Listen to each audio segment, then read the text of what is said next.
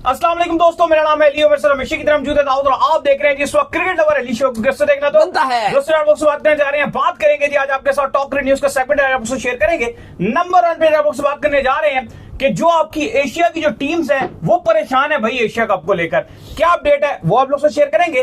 बात करेंगे कि टेस्ट की कप्तानी को लेकर जो आहा के हवाले से खबरें चल रही हैं, पीसीबी में क्या तजाद पाया जा रहा है, वो क्या सोच रहे हैं, किस चीज के ऊपर क्लैरिफिकेशन नहीं हो पा रही है, इस पर भी बात करेंगे। तो अगर आप हमारे चैनल पर पहली बार आए चैनल को अभी सब्सक्राइब करें और साथ ही पहले भूलिएगा और पूरे पाकिस्तान को दिल की अता गहराइयों से ईद मुबारक। तो जहां जहां भी आप जो है वो इस ईद को जो सेलिब्रेट कर रहे हैं, जबरदस्त तरीके से सेलिब्रेट कीजिए, मुकम्मल एंजॉय कीजिए। बस गरीबों को जो है वो अपना जरूर याद रखिए और बेहतर है कि उन लोगों को गोश्त मत बांटिए जो खुद भी कुर्बानी कर रहे हैं, उन लोगों तक जो ये सब चीजें पहुंचाएं जो इसके रियल हकदार हैं। देखें, ये भी कुर्बानी का एक हिस्सा ही है कि आपको सही लोगों तक गोश्त पहुंचाना है, क्योंकि वो लोग जो सफेद पोश होते हैं, जो कुर्बानी नहीं कर पाते, उन तक पहुंचाइए। वैसे तो आपको पता है मांगने वाले बहुत लोग मिल जाएंगे इस तरह आपको जमा करते हुए गोश्त, लेकिन वो एक्चुअली रियल डिजर्वर नहीं है। जो रियल डिजर्वर वो है जो सफेद पोश हैं, जो मांगते नहीं है, और वही इस कुर्बानी में सही गोश्त खाने का हक भी रखते हैं, तो उन तक लाजमी पहुंचाइए। को नहीं दिया, ये कह रहे थे कि थोड़ा दे दीजिएगा, पर मैंने कहा नहीं मैंने इनको नहीं कहा। खैर जी,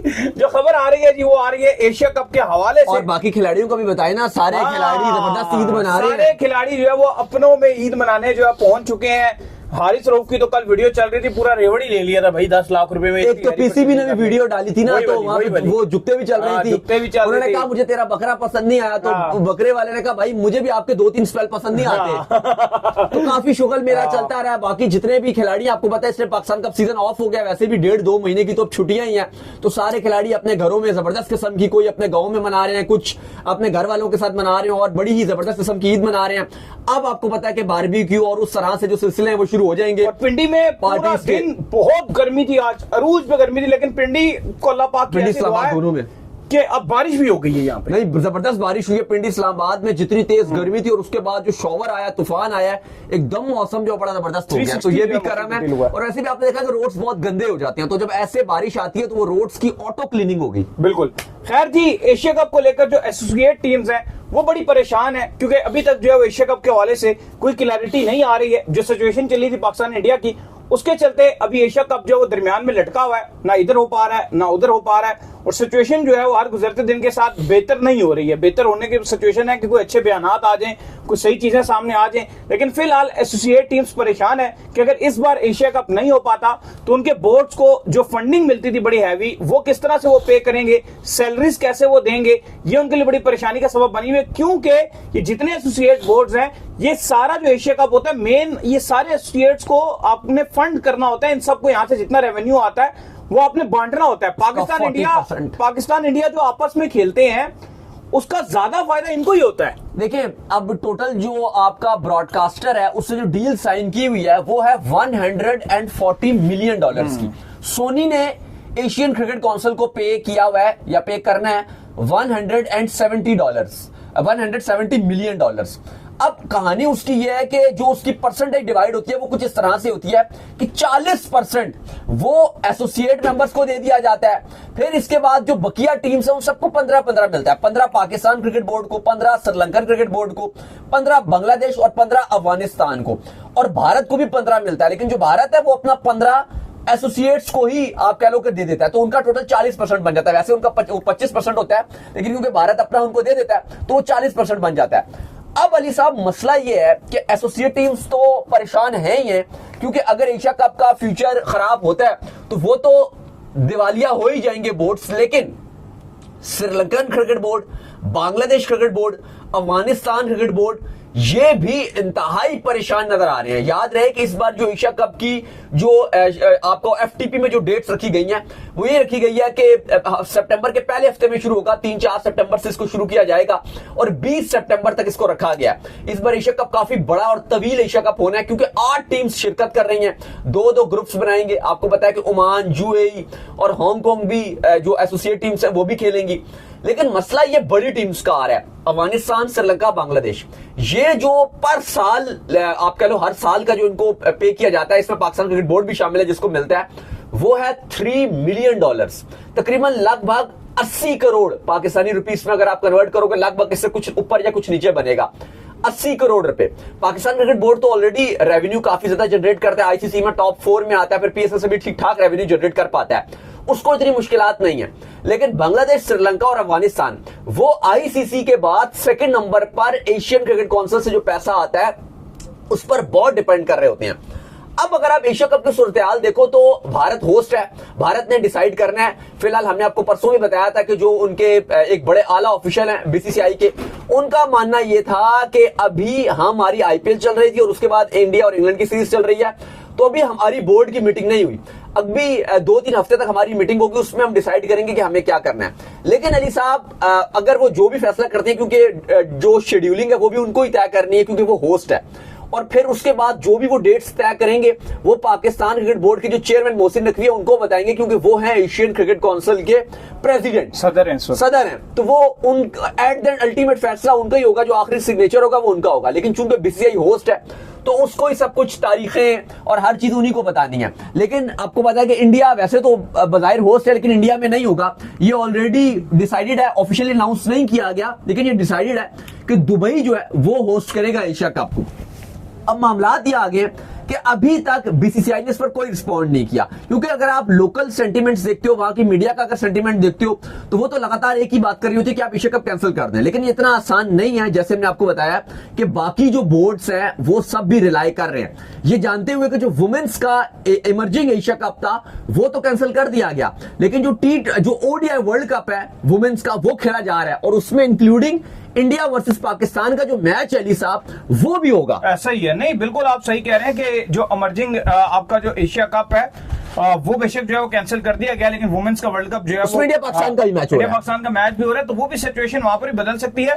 बाकी मसला ये है यार, देखो वर्ल्ड कप में भी तो आप खेलोगे, चाहे आप जिधर से भी खेलो, वो तो कह रहे हैं खेलेंगे, वर्ल्ड कप के अंदर आप खेलोगे, लेकिन एशिया कप की जो सिचुएशन है वो थोड़ी सी मुख्तलिफ इस वजह से भी है क्योंकि वहां पर जो है वो आप इन दोनों को 2 डिफरेंट ग्रुप्स में बांट नहीं सकते हैं, और फिर आपने जो मेन एशिया कप करवाना होता है वो करवाना भी इसी वजह से होता है कि वो इन दोनों के सर के ऊपर ही खड़ा होता है, और आप प्लान भी ऐसा करते हो कि इंडिया और पाकिस्तान जो है 2 दफा जो है वो ग्रुप स्टेजेस पर भी खेलें, और फाइनल में भी अगर वो पॉसिबल है कि वो आमने सामने आ जाए तो 3 दफा पॉसिबिलिटी जो है वो उनकी आमने सामने की हो जाए। बीसीसीआई में एक सोच ये भी रखी जाती है, कुछ अनऑफिशियल जो मीडिया में उन्होंने बात की है लेकिन ऑन द कैमरा बात नहीं की, ऑफ द रिकॉर्ड आप कह लो कि बात की है, उनका मानना यह भी था कि सोच रखी जाती है कुछ बीसीसीआई के लोगों में कि अगर अभी मामलात ऐसे हैं, ये सेंटीमेंट्स बहुत हाई हैं, बहुत ज्यादा पाकिस्तान इंडिया के क्रिकेट के हवाले से बातचीत नहीं चल रही है, जो ताल्लुकात इतने अच्छे नहीं है, तो ये किया जाए कि एशिया कप को पोस्टपोन कर दिया जाए और अगले साल जो आपका 2026 है उसके सितंबर अक्टूबर में रख दिया जाए, क्योंकि वैसे भी उस साल कोई इवेंट नहीं है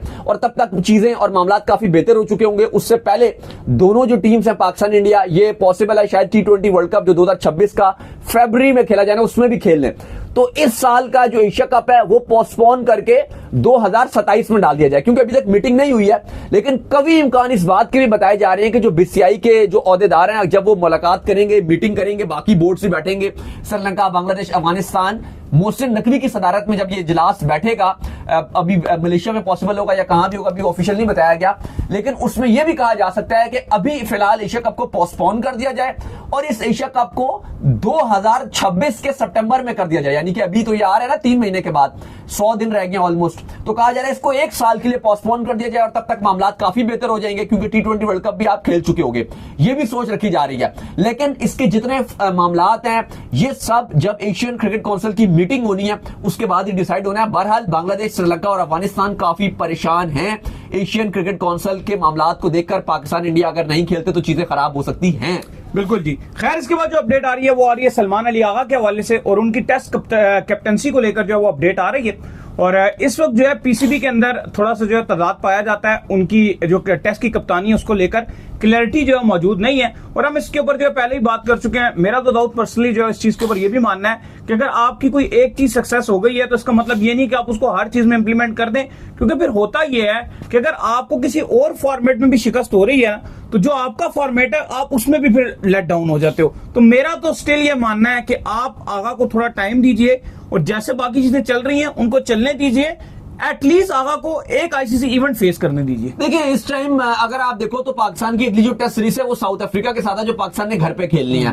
खबरें तो पीसीबी ने चलवा दी थी और इधर उधर से भी खबरें आ गई थी कि आगा को तीनों फॉर्मेट के लिए पीसीबी देख रहा है, लेकिन पीसीबी में अब कुछ जो है आला ऑफिशियल्स हैं, आप ये कह लो कि वो इस हक में नहीं है कि आगा को तीनों फॉर्मेट की कप्तानी दे दीजिए। और वहीं पर अगर आप आधा पलड़ा देखो तो आगा की तरफ भी आता है, क्योंकि आगा मोहसिन नकवी की बहुत गुड बुक में शामिल है, तो वो एक तरह से ख्वाहिश रख भी सकते हैं कि आगा को अगर तीनों फॉर्मेट की कप्तानी दे दी जाए तो कोई मजायका नहीं है। लेकिन अब पीसीबी ने यह फैसला किया है कि थोड़ा तामुल से काम लिया जाए। अभी चूंकि हमारी टेस्ट सीरीज साउथ अफ्रीका के साथ अक्टूबर नवंबर में है तो बहुत टाइम है, तो अभी आप थोड़ा सा टाइम ले लीजिए। और अब यह कहा जा रहा है कि जो आपकी नई सिलेक्शन कमेटी बन रही है, नाम हमने आपको बताया थे कि सरफराज अहमद है, सिकंदर बख्त का नाम आ रहा है, देखते हैं कि एक आध और कभी अगर उसके अंदर नाम आता है तो उनसे मुशावरत के बाद एक आध पाकिस्तान की सीरीज और हो जाए, बांग्लादेश की जो पाकिस्तान की सीरीज है, पाकिस्तान ने बांग्लादेश जाना है, उसके बाद फैसला किया जाए। देखिए मेरा भी इसमें मानना यही है कि आगा को आपने T20 की कप्तानी इसलिए दी थी ताकि आप एग्रेसिव और मॉडर्न डे क्रिकेट खेलना चाह रहे थे, क्योंकि T20 में आप वो नहीं कर पा रहे थे। तो जो आपने उनको रोल दिया भी आप उनको वो दे दीजिए। ओडीआई में आप उनको बनाने जा रहे हैं, चले वो वाइट बॉल की कप्तानी है तो ठीक है, T20 ओडीआई का भी अगर आप बना रहे हो तो आप उनको चलने दीजिए। लेकिन सऊद शकील आपका टेस्ट का वाइस कप्तान था और कप्तानी उन्होंने बुरी नहीं की पीएसएल में, अपनी टीम कोयटा ग्लैडिएटर्स को वो T20 फॉर्मेट में भी फिनाले में लेके गए हैं, तो कप्तानी उनकी बुरी नहीं थी। तो अगर आपने उनको प्रॉपर, वो एक टेस्ट के बल्लेबाज हैं, बड़ा जबरदस्त खेलते रहे हैं, शानदार उनकी परफॉर्मेंस भी है, तो आप टेस्ट में अगर उनको कैरी ऑन कर लें, अगर आपने शान को हटाना है तो शान की बेस्ट रिप्लेसमेंट सऊद शकील ही है। क्योंकि देखो होता क्या है, हमारे होता यह कि अगर एक फॉर्मेट में वो खराब करेंगे या टेस्ट अगर एक वो सीरीज हार गए साउथ अफ्रीका की, तो सर पे खड़ा होगा T20 वर्ल्ड कप। सही है। और वर्ल्ड कप पे इतना प्रेशर आ जाएगा कि वहां पे जो अच्छा भी कर रहे होंगे वो उनसे बुरा होगा, तो वो आपकी पूरी की पूरी जो आप कह लो कि जो सलमान अली आगा की जो हाइप है वो सारी रेत की दीवार साबित होगी।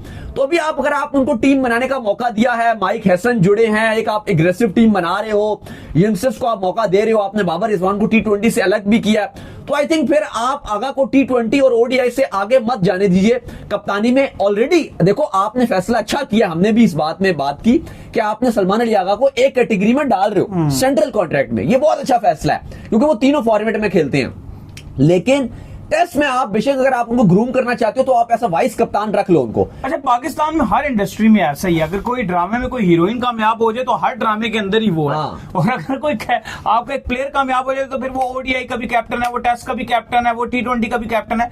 मुझे लगता है कि ये चीज नहीं होनी चाहिए और आगा के ऊपर इतना प्रेशर नहीं डालना चाहिए कि बिला वजह जो है वो आगा उस प्रेशर से एग्जॉस्ट ही हो जाए। हाँ, अगर आप देख रहे हो कि यार आगे हमारा 27 का वर्ल्ड कप है, पहले आप ये देखो कि 26 के वर्ल्ड कप में आगा की परफॉर्मेंस कैसी रहती है और उसके बाद भी आपके पास 1.5 साल से भी ज्यादा का अरसा रहेगा 27 का वर्ल्ड कप आने में, तो फिर आप उसको ओडीआई में रिप्लेस कर सकते हो। अभी अगर आप एक सीरीज जीतने की बुनियाद के ऊपर अनाउंसमेंट कर देते हो कि आगा T20 का भी कैप्टन है, आगा टेस्ट का भी कैप्टन है, आगा ओडीआई का भी कैप्टन है, तो मुझे लगता है कि ये आगा के साथ भी ज्यादती है, आगा के साथ भी ज्यादती है, पाकिस्तान के साथ भी ज्यादती है। और मुझे लगता है कि चीजें आपकी बहुत खराब होंगी। वो एक जगह अगर कोलैप्स कर गए ना तो आपके सारे फॉर्मेट कोलैप्स कर जाएंगे। फिलहाल पीसीबी ने जो खबर है वो हमारे जराये ये बता रही है कि पीसीबी ने यह कहा है कि जो सिलेक्शन कमेटी नई आ रही है, सरफराज है, सिकंदर बख्त है, उनसे मुशावरत के बाद हम इस पर हतमी फैसला लेंगे।